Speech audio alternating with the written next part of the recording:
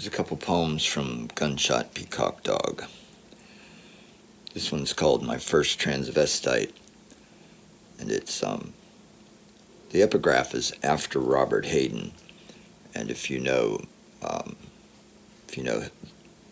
Hayden's poems, you'll probably maybe recognize this. My First Transvestite. Boston diner, late winter night.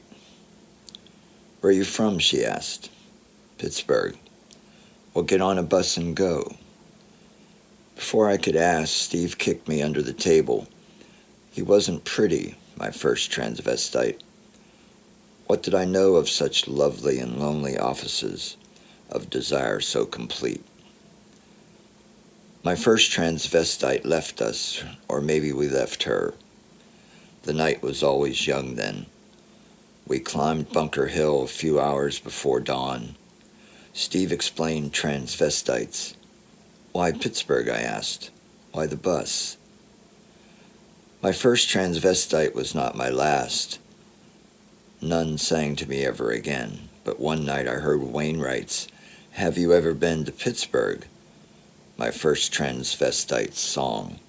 I thought of him, of her.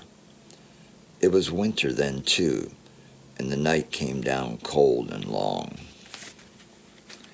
And I'll read one more in my little session here.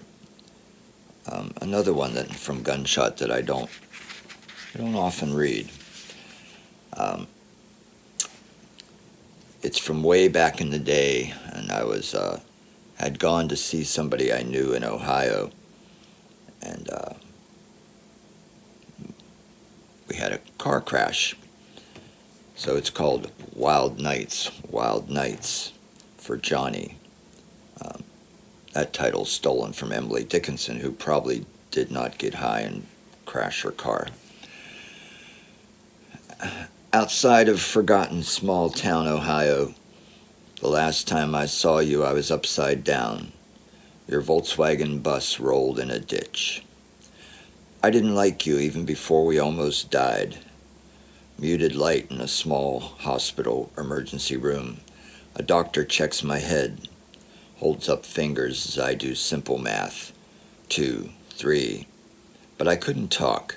Some shock from being drunk on Mickey's largemouth swill and battered between bus cabinets and the door.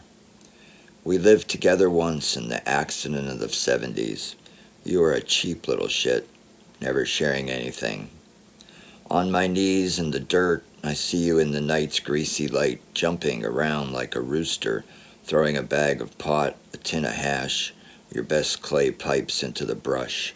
Scared your small-town cops. Lights flashing toward us might bust you.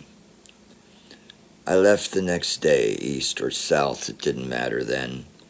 I could talk again, but there was still nothing to say.